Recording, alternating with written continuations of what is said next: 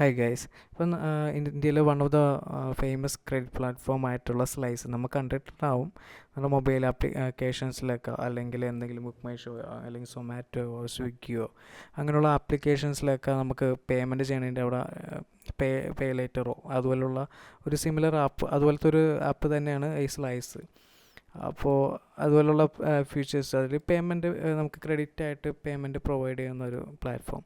ഇപ്പോൾ ഇവരിപ്പോൾ റീസെൻ്റായിട്ടൊരു customer experience എക്സിക്യൂട്ടീവിൻ്റെ job list ചെയ്തിട്ടുണ്ട്, വേക്കൻസി. അപ്പോൾ ഈ വേക്കൻസിയിൽ അവർ പറയണത് റോള് കസ്റ്റമർ സപ്പോർട്ട് എക്സിക്യൂട്ടീവിൻ്റെ റോളാണ്, കസ്റ്റമർ എക്സ്പീരിയൻസ് എക്സിക്യൂട്ടീവ്. ആ ഒരു റോളിലേക്കാണ് വിളിച്ചേക്കുന്നത്. ഇപ്പോൾ ഈ റോളിൽ മെയിനായിട്ട് കസ്റ്റമറിൻ്റെ കോൾ ഹാൻഡിൽ ചെയ്യുക, അതായത് ഇപ്പോൾ ഇൻബൗണ്ട് ഔട്ട്ബൗണ്ട് കോളുകളെല്ലാം ഹാൻഡിൽ ചെയ്യുക, ചാറ്റ് സപ്പോർട്ട്, അങ്ങനെയുള്ള കാര്യങ്ങളൊക്കെയാണ് ഇതിനകത്ത് മെയിനായിട്ട് വരുന്നത്. അതുപോലെ തന്നെ പ്രോബ്ലം സോൾവിങ് ഇഷ്യൂ, അതിപ്പോൾ കസ്റ്റമറുടെ കംപ്ലൈൻറ്റ് കാര്യങ്ങൾ ഒക്കെ ഒരു നല്ല രീതിയിൽ കസ്റ്റമർ സാറ്റിസ്ഫാക്ഷനോട് കൂടി ആ കംപ്ലൈൻ്റ് എല്ലാം സോൾവ് ചെയ്യാൻ പറ്റുന്ന ആ ഒരു സ്കില്ലൊക്കെയാണ് മെയിനായിട്ട് വേണ്ടത്, ആ ഒരു ക്വാളിഫിക്കേഷന്. അതുപോലെ തന്നെ അതിന് എഡ്യൂക്കേഷൻ ക്വാളിഫിക്കേഷൻ പറഞ്ഞാൽ ബാച്ചിലേഴ്സ് ഡിഗ്രിയാണ് വേണ്ടത് ഇൻ ബിസിനസ് കമ്മ്യൂണിക്കേഷനോ റിലേറ്റഡ് ഫീൽഡിൽ. അതുപോലെ തന്നെ കസ്റ്റമർ സപ്പോർട്ട് എക്സിക്യൂട്ടീവിൽ നേരത്തെ വർക്ക് ചെയ്തവർക്കൊക്കെ ആണെങ്കിലും ഈ ജോലി ഒരു മുൻഗണന ഉണ്ടെന്ന് തന്നെ പറയാം.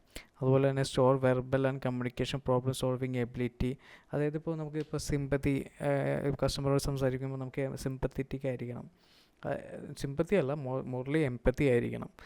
കസ്റ്റമറുടെ സിറ്റുവേഷൻ മനസ്സിലാക്കി വേണം സംസാരിക്കണം. ആ ഒരു എംപത്തി പേഷ്യൻസ് ഉള്ള ആളുകൾ ആയിരിക്കണം എന്നാണ് ഇവർ പറയുന്നത്. അത് നോർമലി കസ്റ്റമർ സപ്പോർട്ട് എക്സിക്യൂട്ടീവിന് വേണ്ട സ്കിൽസൊക്കെ തന്നെയാണ് ഇത് പറയുന്നത്. പിന്നെ അതുപോലെ തന്നെ ഫ്രഷേഴ്സിനും ഇപ്പോൾ നല്ല കമ്മ്യൂണിക്കേഷൻ സ്കില്ലുള്ള ഫ്രഷേഴ്സിനും ഈ ജോലിക്ക് അപ്ലൈ ചെയ്യാം. അപ്പോൾ ഏകദേശം ഒരു അത്യാവശ്യം നല്ലൊരു പാക്കേജ് കാണുമെന്ന് വെച്ചാൽ നല്ലൊരു 3 LPയുടെ മുകളിലേക്ക് ഉണ്ടാവാൻ ചാൻസ് ഉണ്ട്.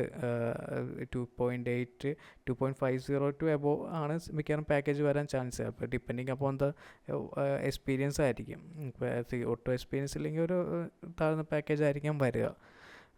പിന്നെ ഇതിൽ പറയുന്നതെന്ന് പറഞ്ഞു കഴിഞ്ഞാൽ ബാംഗ്ലൂരാണ് ലൊക്കേഷൻ പറഞ്ഞത്. ഇത് വർക്ക് ഫ്രം ഹോം ജോബ് അല്ല, ഇപ്പോൾ വർക്ക് ഫ്രം ഓഫീസ് ജോബ് തന്നെയാണ്.